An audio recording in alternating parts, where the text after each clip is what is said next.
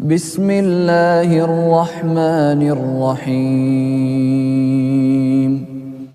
Kita masuk ke nama Allah Al-Jabbar. Al-Jabbar dari kata Jabr.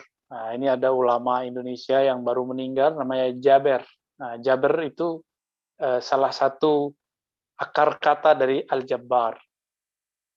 Apa arti Jabbar? Beragam makna Jabbar. Ada yang mengartikan Jabbar itu yang maha merubah secara paksa.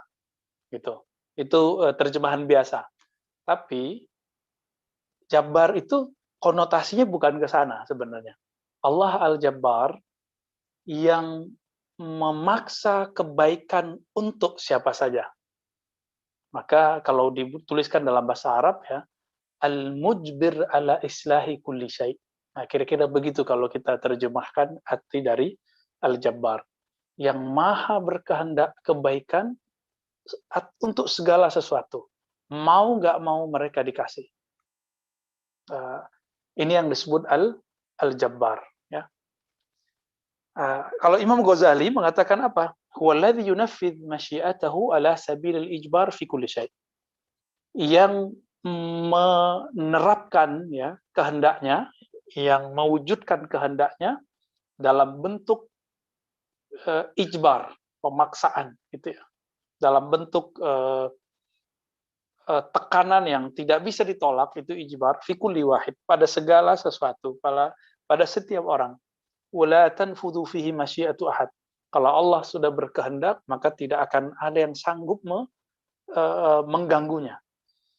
Nah, jika Nurul Jabbar ini masuk ke dalam diri kita, mencahayai kolbu kita, maka apa yang terjadi? Kolbu orang ini tidak akan dapat dipengaruhi oleh siapapun, kecuali oleh nur Allah itu sendiri.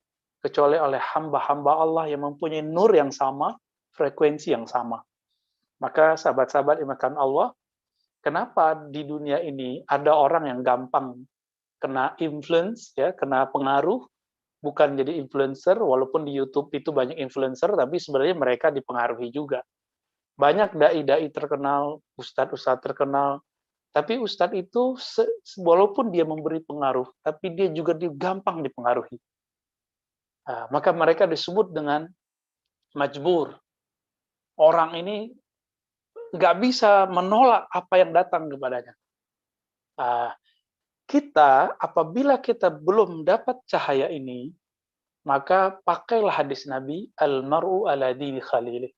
Seseorang akan bersama dengan siapa, atau seseorang akan mempunyai karakter orang-orang yang ada di sekitarnya. Jadi kita punya karakter apa? Karakter kita adalah karakter orang sekitar kita. Jika kita termasuk al-majburin, orang-orang yang karakternya gampang dipengaruhi. Siapa mereka ini? Mereka ini orang-orang yang belum kuat kalbunya. Kalbunya belum kuat, meskipun bergelar apa, ya, meskipun sudah belajar kitab apapun, meskipun sudah melakukan perjalanan kemanapun, tapi jika kalbunya belum mendapatkan Nurul Jabbar, belum menjadi hamba Allah yang Abdul Jabbar, maka orang ini akan gampang dipengaruhi. Nah, maka kawan-kawan, teman-teman, sahabat menakan Allah, lihatlah sosok Nabi Muhammad SAW. Beliau, Sayyidina Muhammad SAW, lahir itu di negeri yang itu sangat tidak mungkin seorang Nabi Muhammad SAW menjadi seperti yang kita kenal hari ini. Bayangkan lebih dari 300 nama iblis itu disembah dalam berupa patung. Itu nama iblis semua. Lata, Uzza, yang mana iblis yang aslinya nanti akan diturunkan semuanya sebelum akhir zaman ini berakhir. Jadi kayak Lata, Uzza itu nama iblis semua. Ya. Itu mau diturunin. Mungkin beberapa mereka sudah Allah turunkan. Kita kan nggak tahu. Kita nggak tahu alam gaib. Ya. Tapi hamba-hamba Allah yang mengenal Allah dengan baik, itu biasanya diberi ilham, dikasih tahu bahwa sudah ada yang turun. Belum turun anak Azazilnya, yaitu Dajjalnya. Ya, tapi sudah turun ini yang makhluk-makhluk yang dulu pernah disembah di zaman jahiliyah. Nah, seorang orientalis dari barat, tapi dia lahir di Australia, cuma lama di barat, lama juga di Mesir, namanya Arthur Jeffrey. Itu punya buku Foreign Vocabulary, ya, in the Al-Quran, kalau nggak salah ya judulnya. Kata-kata asing yang ada di dalam Al-Quran. Itu silakan dicari, PDF-nya sudah ada. Di bab pertama, jadi introduction masuk ke awal, itu di halaman pertama keduanya, dia mengaku itu. Apa kata dia? Nabi Muhammad itu tidak mengikuti apa yang menjadi tradisi orang tempatannya. Nah, dia mengakui itu. Orang-orang di zamannya itu mereka polytheism, mereka menyembah banyak Tuhan, tapi kok sosok Muhammad menyembah satu Tuhan? Itu Arthur Jeffrey juga heran. Maka dia cocok logikan, dia tuduh Nabi Muhammad mengikuti orang-orang Nasrani yang aliran monotheism, yang disebut Unitarian dalam religion history, ya, dalam sejarah-sejarah agama. Nah, teman-teman dimakan Allah, Nabi Muhammad kok bisa begitu? Karena Nabi Muhammad SAW di dalam dirinya itu semua nama Allah sudah ada. Jadi Nabi itu di dalam dadanya, dalam jiwanya itu nama Allah sudah ada. Kapan itu masuk? Ya itu sudah ada sebelum beliau lahir, juga Allah sudah tiupkan lewat ruhnya. Bahkan itu ditambah, disempurnakan ketika beliau masih kanak-kanak, umur 5-7 tahun, Allah bedah dadanya lewat Sayyidina Jibril dan Mikail, lalu dimasukkan ke dalamnya nur, iman, dan hikmah. Nur, iman, dan hikmah itu salah satunya nur Asmaul Husna.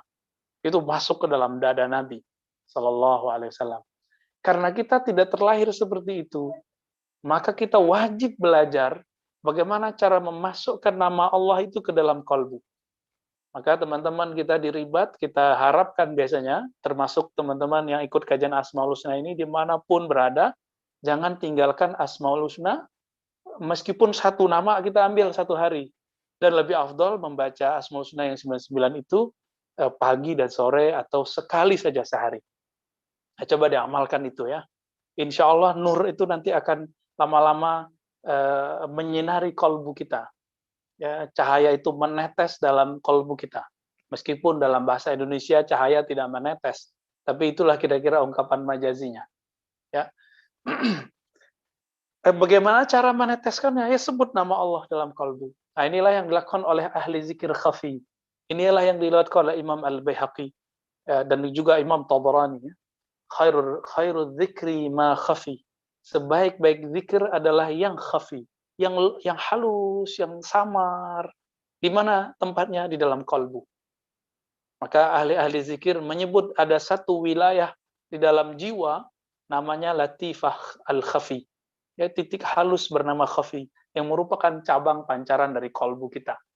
Nah, semoga teman-teman yang sudah belajar zikir yang bersanad itu mendapatkan maklumat ini dari guru-gurunya, mursyidnya. Ya. Teman-teman yang makan Allah, apabila Allah Subhanahu wa taala telah menurunkan nurnya, nur al-jabbarnya ke dalam diri seseorang, orang ini yang disebut dewasa.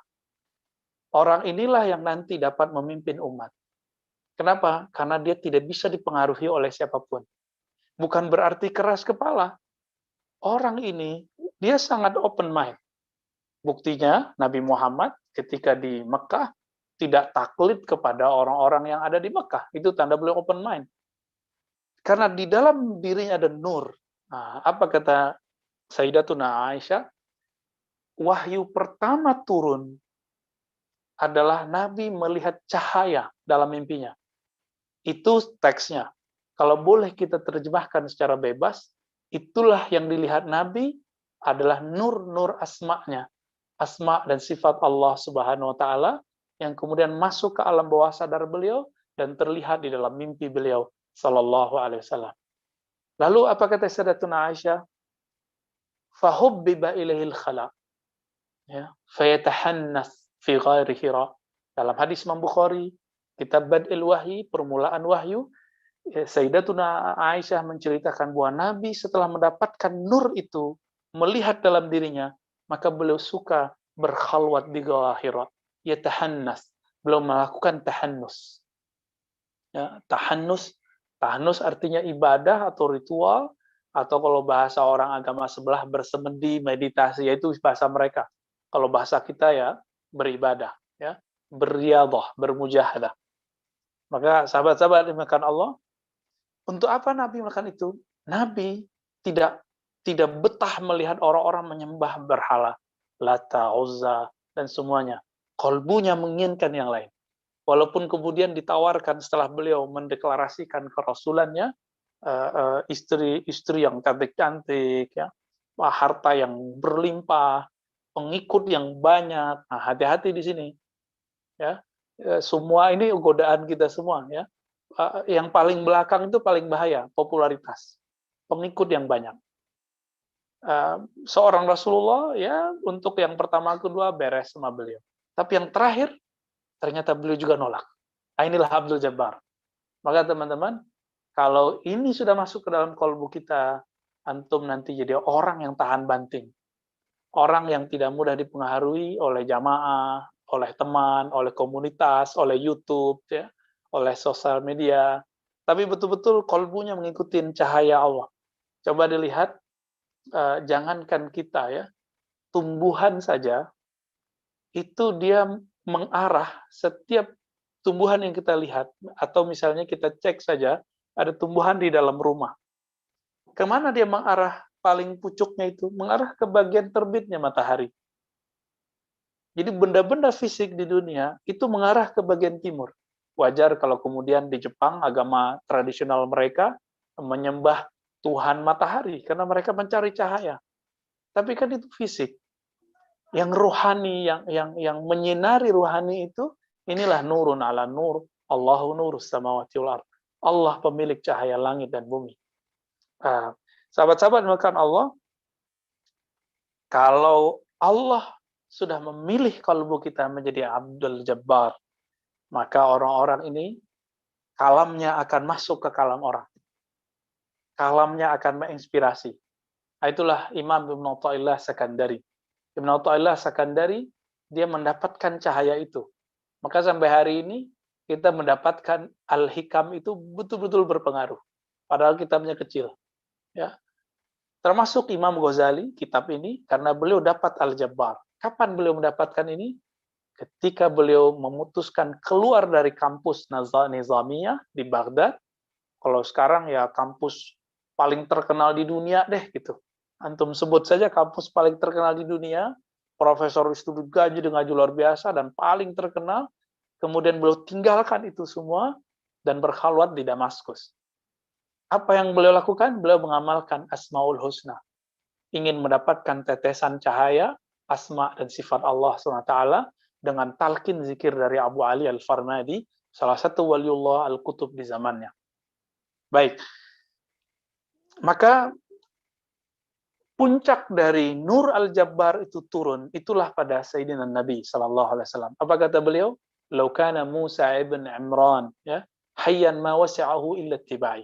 Ya. Seandainya Nabi Musa bin Imran, karena Musa itu banyak ya, ada Musa A, Musa B, Musa, bahkan Dajjal itu kan nama kecilnya Samiri, dan nama kecilnya lagi itu Musa. Musa As-Samiri. Sedangkan ini Musa bin Imran, Nabi Bani Israel. Kata Nabi Muhammad, jika dia hidup hari ini, dia tidak akan mantap, dia tidak akan nyaman, dia tidak akan layak kecuali mengikutiku. Nah, yang pantas ngomong begitu kan Rasulullah doang. Berani nggak Pak Geri ngomong? Kalau Soekarno hidup sekarang, dia akan jadi murid saya. Berani nggak ngomong gitu, Pak? Gimana, Pak Anas? Berani nggak ngomong? Jika seandainya Agus Salim sekarang hidup, dia akan menjadi mahasiswa saya. Berani nggak? Kita nggak berani, Pak. Dalam hati aja takut, Ustaz. Iya. Yang itu, siapa yang pantas ngomong begini? Cuma Rasulullah. Maka beliau mengatakan, wa ana sayyidu waladi Adam wala fakhr. Akulah penghulu manusia, bukan karena aku sombong. Tapi beliau menceritakan posisi yang sebenarnya. Jadi nih, Bapak, Ibu, Saudara, sahabat yang makan Allah, ikhwan fillah, kalau kita belum benar-benar tahu posisi kita di sisi Allah, kita nggak boleh ngomong kita siapa. Walaupun gelarnya 1000 di depan, ya. doktor, profesor, traktor, semuanya. Apapun di depan, di belakang juga berderet.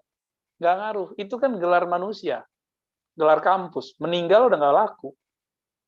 Ya, ini di Indonesia ada barusan ya, baru tadi pagi seorang rektor meninggal, profesor doktor.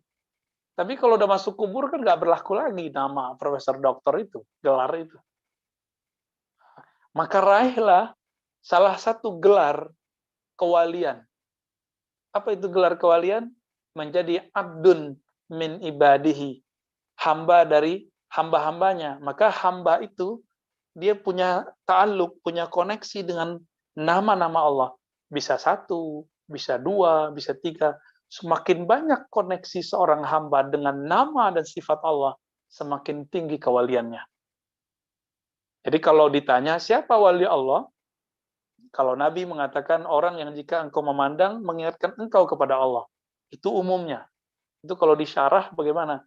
Jika engkau memandangnya, maka engkau akan memahami sifat-sifat Allah. Engkau akan memahami nama-nama Allah. Apalagi bersamanya. Memandangnya sudah begitu. Apalagi ngaji kepadanya. Apalagi bersuhbah kepadanya. Itulah Sayyidina Nabi SAW. Nah, inilah yang Nabi maksud. Kalau nanti di akhir zaman ada Imam Mahdi, namanya seperti namaku, nama ayahnya seperti nama ayahku. Itu ayah yang mana? Itu nama yang mana? Bukan Muhammad bin Abdullah saja. Kenapa? Karena Muhammad bin Abdullah itu zuriat Nabi, habaib banyak yang namanya Muhammad bin Abdullah. Berarti udah lama dong Imam Mahdinya. Bukan. Nama apa nih? Nama nama nubuat, nama kewalian. Maka kalau kita terjemahkan lebih dalam lagi, Imam akhir zaman itu dia meraih semua nama-nama asma. Maka dia Abdurrahman, Abdul Rahim, dia adalah Abdul Malik, Abdul Quddus. Terus semua asma itu dialah Abdun, Abdun, Abdun, Abdun, Abdun. Kalau dia Abdun, Abdun, berarti orangnya sangat rendah hati. Orangnya tidak geeran, ya. Orangnya tidak sombong. Orangnya betul-betul hamba Allah Subhanahu wa taala. Kalaupun dia cerita, itu pun dia cerita la fakhar, bukan karena sombong, karena memang itu perintah dari Allah Subhanahu wa taala.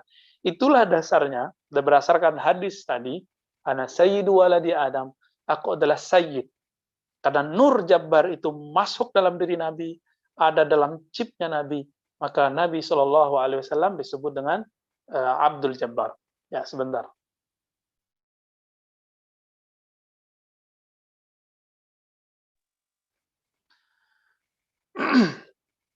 Nah, jadi sahabat yang melakukan Allah, kalau banyak orang nanya di luar, siapa wali Allah? Nah, ini saya kasih kunciannya.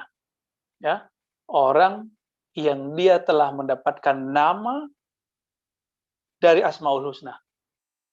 Kalau Ar-Rahman, dia dapat nama jadi Abdur Rahman. Al-Karim, dia dapat nama Abdul Karim. Al-Aziz, dia dapat nama dari Abdul Aziz. Jadi tidak ada kekasih Allah di dunia, oleh Allah di dunia, kecuali dia telah bertaluk ke sana. Nah, semoga dengan kita ngaji begini, setiap nama yang kita baca, nur itu masuk. Amin ya Rabbal Alamin. Ya. Oke. Jadi kalau kita simpulkan sebelum masuk ke nama yang kedua, Al-Jabbar, ya, Allah yang Maha Jabbar, Allah yang Maha merubah sesuatu demi kebaikannya, dia terima atau tidak, maka Allah itu boleh kita sebut yang berkehendak merubah secara mutlak, ya, yang berkehendak merubah secara mutlak, yang berkehendak kebaikan secara mutlak untuk hambanya. Ya. Lalu Imam Ghazali mengatakan di sini, nah, tadi yang saya sampaikan ternyata sama dengan apa yang kita boleh katakan. Adapun Al-Jabbar, hamba-hamba Allah yang dapat nur Al-Jabbar, manirtafa adil atba' wa nala darajatal istitba, yang mana dia tingkatannya tinggi di antara pengikutnya dan mendapatkan derajat istitba. Jadi dia diikuti orang. Ya. Kenapa? Karena dia mempunyai makom yang tinggi di sisi Allah Subhanahu wa taala. Dan ini tidak mungkin kecuali pada Sayyidina Nabi sallallahu alaihi wasallam dan pewarisnya. Maka cobalah lihat, setiap kali selesai suatu pemilu, lalu selalu ada orang-orang yang menang ini, ataupun sebelum pemilu, yang datang kepada ulama-ulama ahlillahi tabaraka wa ta'ala. Baik. Kita sekarang masuk ke nama yang kedua, Al-Mutakabbir. Ya. Al-Mutakabbir itu dari kata takabbara. Yatakabbaru takabburan. Takabbara yatakabbaru takabburan. Sebentar.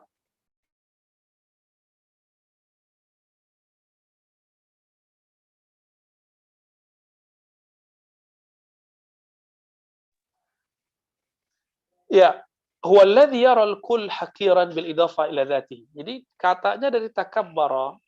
Takabbara sendiri dari satu kata yaitu kibr. Apa arti kibrun? Kibrun artinya besar, kabir. Yang dirinya besar, yang sifatnya besar, yang kemuliaannya besar, kepemilikannya besar. Maka disebutlah Al-Jabbar, ya. Al-Mutakabbir, ya. Yang merasa dirinya besar itu hanya boleh Allah Subhanahu.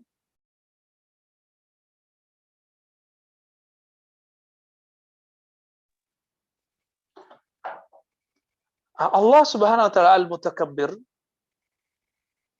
itu kita selalu baca setiap kali sholat, yaitu Allahu Akbar. Salam.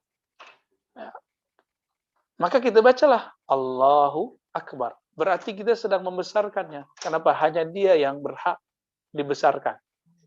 Nah, itu yang disebut Al-Mutakabbir. Dan yang boleh seperti ini itu cuma Allah Subhanahu wa taala. Maka kita kalau mengatakan ya, ini sombong nih gitu ya, takabur. Siapa itu? Orang yang kalau dia memandang kita dengan pandangan yang rendah, maka disebutlah orang ini takabur. Maka Imam Ghazali mengatakan alladzi yaral kull haqiran, ya. Orang yang memandang orang lain selain dirinya rendah, binisbah ila dzatihi, berdasarkan dirinya. Dan tidak mungkin ini kecuali Allah Subhanahu wa taala. Itulah yang dimaksud dalam hadis qudsi, al-kibriya'u ridai. Bahwasannya kesombongan itu adalah ridaku, adalah pakaian sampingku. Ya, yang biasa dipakai oleh para habaib di bagian kanan gitu ya.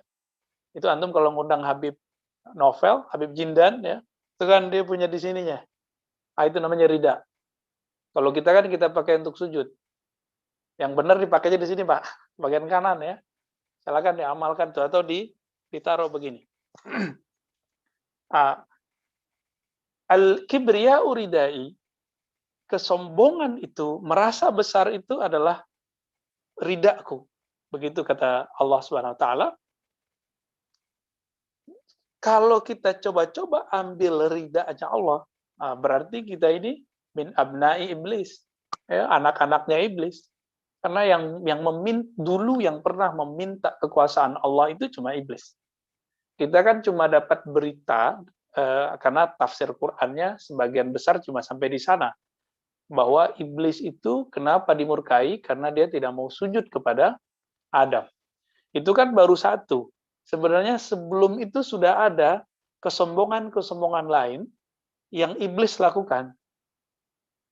Bahwa iblis dulu pernah meminta kibria ini, kesombongan ini kepada Allah Subhanahu wa taala. Jadi dia pengen merasakan jadi Tuhan, kira-kira begitulah. Ya. Maka dipecatlah dia dari malaikat, dari statusnya sebagai malaikat Al-Haris, penjaga surga, menjadi iblis. Iblis artinya yang jauh dari rahmat Allah Subhanahu wa taala. Allah Subhanahu wa taala apabila menurunkan nur al-mutakabbir kepada hambanya, siapakah mereka? Ini antum coba cari nih. Kalau ada di sekitar kita orang yang dapat nur ini ciri-cirinya cuma satu aja. Ini yang dikatakan dalam hadis zuhud. Izhad fid dunya yuhibbukallah. Zuhudlah dalam perkara dunia, dalam urusan dunia, fulus, rumah, ya, apapun fasilitas. Kita zuhud di situ, yuhibbukallah, maka Allah akan cinta kepadamu. Orang ini seperti terjadi pada Sufyan Ats-Tsauri, ya. Sufyan Ats-Tsauri, Imam Malik dan para imam yang lain ingin diberi hadiah oleh orang-orang raja-raja yang menurut dia kurang soleh, ya. Dia nggak mau terima. Dia nggak mau kalah karena Imam Syafi'i mengatakan dalam doanya, ya Allah, jangan engkau gerakkan orang yang zalim berbuat baik kepadaku.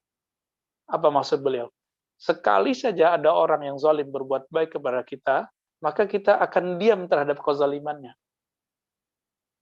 Itu sebabnya, ya mohon maaf, orang-orang yang bekerja kepada orang-orang yang zalim, itu akan susah mengkritisinya. Dulu sebelum jadi pegawainya, jadi bawahannya, kritiknya tajam. Ya, sekarang kalau sudah bekerja jadi timnya, kita nggak bisa tajam lagi. Kecuali orangnya memang mempunyai chip yang sebelumnya, Abdul Jabbar. Nah, itu mungkin. Sangat mungkin dia. Jadi kalau dia disisipkan ke sana, sangat mungkin. Inilah yang terjadi pada sahabat Nabi namanya Ibnu Malik. Ibnu Malik ini, dialah yang berhasil jadi ketika munafik berencana menyusup kepada Nabi untuk merusak Nabi SAW, maka Nabi pun diperintahkan Allah untuk menyusupkan seorang sahabatnya yang pintar berwajah banyak, tapi batinnya ada nur. Siapa itu? Sayyidina Ibn Malik radhiyallahu taala anhu.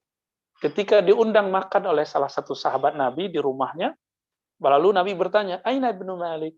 Di mana Ibnu Malik? Lalu sahabat-sahabat mengatakan, "Kana munafiqan ya Rasulullah." Dia munafik ya Rasulullah, wajahnya wajah munafik, kalau ngomong kayak orang munafik. Gitu. Lalu apa kata Nabi? La taqul, innahu qad qala la ilaha illallah. Jangan kamu mengatakan itu, karena dia mengatakan la ilaha illallah dari kolbunya. Loh, ada orang begitu. Ternyata Ibnu Malik sengaja disusupkan kepada orang yang membangun Masjid Dirar untuk menghancurkan mereka dari dalam. Dan terakhir itu terjadi, Masjid Dirar berhasil dibakar. Padahal Masjid Dirar itu dulu yang merusak suasana kesyahduan para sahabat bersama Nabi. Jadi ada Masjid Nabawi, ada Masjid Dirar. Nah, maka nanti siap-siap aja nih, Bapak Saudara makan Allah, akan selalu ada masjid-masjid Dirar, orang-orang Dirar ini. Tapi jangan khawatir, ya. Wali-wali Allah itu punya ilham-ilham dari Allah. Nanti dia murid-muridnya dia akan taruh di sana. Akan ditaruh sebagai orang yang menyusup ke dalam kelompok mereka, sebagaimana mereka ingin menipu kita. Inilah yang dikatakan di dalam Al-Quran, bahwa mereka ingin menipu Allah, tapi sebenarnya Allah lah yang mudah sekali mengelabui mereka. Nah, Al-Mutakabbir ini hamba-hamba yang zuhud. Orang-orang yang zuhud, yang arif, yang dia mengenal bagaimana dunia, dan ini tentu nur itu ada pada Nabi Muhammad SAW. Satu kali Nabi keluar, Nabi ajak sahabat-sahabat ke tempat limbah. Apa kata Nabi SAW? Perhatikan limbah itu. Nggak ada satupun yang mau merhatiin. Nabi aja mereka mendekat, nggak ada satupun yang mereka mau buka hidungnya. Pasti ditutup pakai kain. Kayak masker hari ini. Lalu apa kata Nabi dalam hadis Tabrani, saya ingat beliau mengatakan, itulah dunia. Gitu. Itulah dunia. Tapi kenapa kalian kejar? Begitu kata Nabi SAW. Nah, orang yang begini berarti dia sudah dapat nur al-mutakabbir, dan itu adalah Nabi Muhammad SAW. Jadi siapakah yang pertama bernama Abdul Mutakabbir? Itu Sayyidina Nabi SAW. Nah, tapi al-mutakabbir ini juga ada dua levelnya. Ada yang cuma zuhud dari dunia, tapi dia tidak zuhud dari akhirat. Artinya dia masih mengejar akhirat. Ada yang zuhud dari dua-duanya. Dia zuhud dari dunia, zuhud dari akhirat. Ya.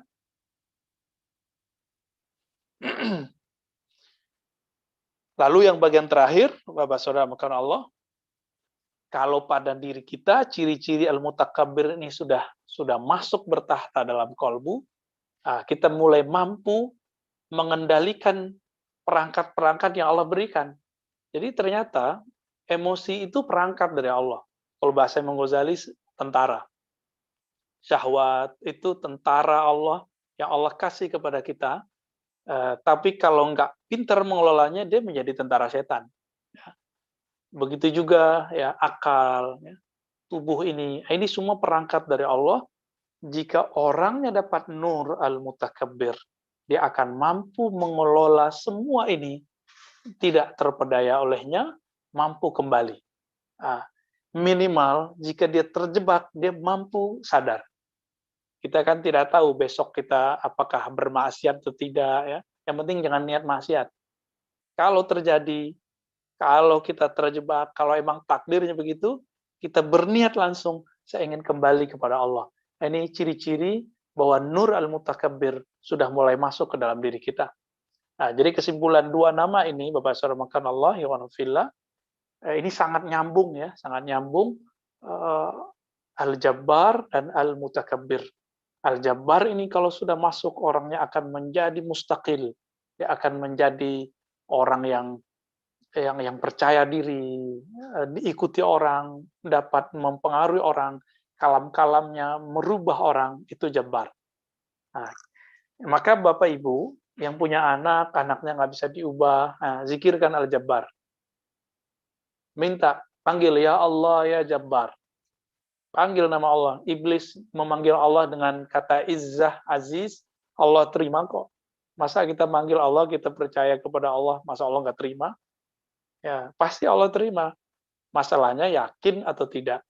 Jadi kalau kita lagi mau merubah sesuatu, maka zikirkan Al-Jabbar. Ya Jabbar, ya Jabbar. Nah, jika kita merasa lemah dalam mengelola diri ini, menghadapi godaan-godaan, maka berzikirlah ya Mutakabbir. Ya Mutakabbir, ya. Sedangkan Imam Surawardi, Imam Zarruq itu punya metode dalam cara mengamalkannya. Khusus untuk Al-Jabbar itu ada wiridnya. Teman-teman yang sudah dapat ijazah Musaba'at Al-Khidiriyah, yang 7 kali bacaan itu ya, yang Fatihah 7 kali, Kursi 7 kali, nah, itu bisa diminta kepada sahabat kita, Sidi Musa di Ribat. Nah, nanti kalau mau mengamalkan Al-Jabbar ditambahkan, setelah itu dibaca Al-Jabbar 21 sampai 41 kali. Ya, terserah. Ya. Wiridkan itu berapa hari. Nanti kita berkalam, kita minta kepada Allah untuk kita merubah siapa, menasihati siapa. Insya Allah, Nurul Jabbar akan turun, akan terpancar dari lidah kita, insya Allah. Baik, kira-kira itu Pak Anas, Pak Geri. Cukup atau tambah? Atau tanya jawab? Insya Allah sudah ada yang bertanya nih, Ya, Buya. Tapi silakan. kalau berkenan ditambah juga kita siap. Sebenarnya 3 nama setelah ini itu bisa dijelaskan dalam waktu yang pendek. Oh, oke. Salah. Oke, Baik, baik. Al-Khaliq ya, Iya, Al-Khaliq, baik, Al-Bari, Al-Musawwir. baik, Nah, baik. kalau dalam terjemahan bahasa Indonesia, Al-Khaliq, Al-Bari, Al-Musawwir itu artinya sama. Yang Maha Mencipta, ya, yang Maha Membuat, yang Maha merupa gitu ya. Tapi dalam ilmu bahasa Arab itu Al-Khaliq, Al-Bari, Al-Musawwir itu dibedakan. Al-Khaliq itu yang Maha menciptakan kita, yang tadinya nggak ada bahannya lalu diadakan bahannya.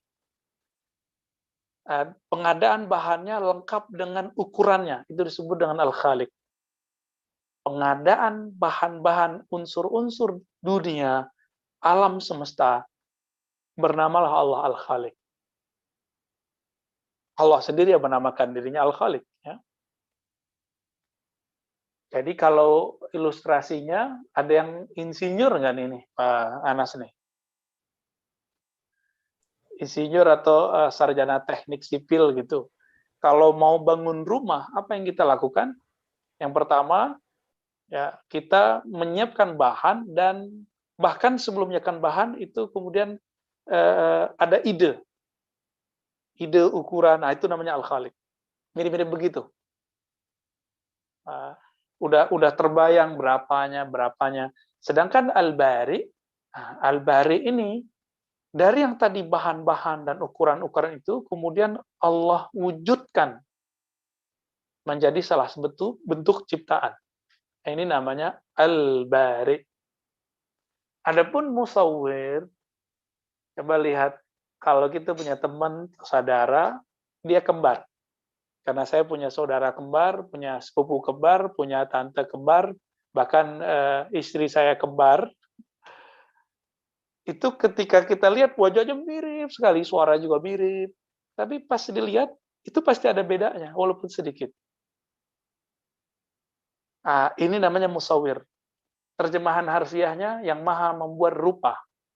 Tapi kalau boleh saya terjemahkan secara bebas, ya, semoga Allah izinkan ridhoi. Apa itu? Yang maha ahli dalam seni merupa wajah, merupa tubuh, merupa segala sesuatu. Itu makna dari al-musawwir. Coba nih, saya kalau ngeliat kaligrafi bagus, kalau saya bukan orang yang berpikir dalam, yang saya puji kaligrafinya. Tapi memuji kaligrafi itu akan membuat senang nggak yang membuat kaligrafi? Senang, ya. Tapi kalau saya mengerti nih ada gambar, sekarang kan kita lihat ada antara ilusi dengan realitas. Kok ada orang bisa membeli lukisan yang nggak jelas menurut orang yang nggak paham, kok 1 M? Benar nggak nih? Pernah nggak ada lukisan biasa aja menurut mata kita, tapi di mata dia aneh, unik. Dan dia memuji-mujinya. Bayangkan itu bisa dibeli 1 M. Kalau orang-orang yang berpikir dalam, dia akan mencari siapa yang membuat gambar ini.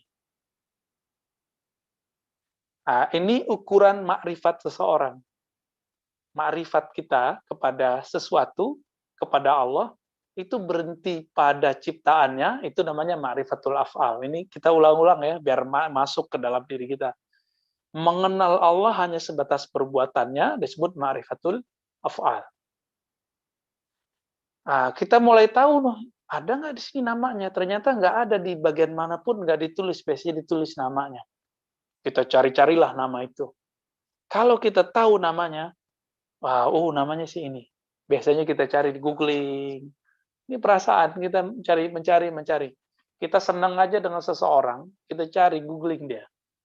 Ada nggak di YouTube? Ada nggak di Google? Ada nggak di Facebook? Sama.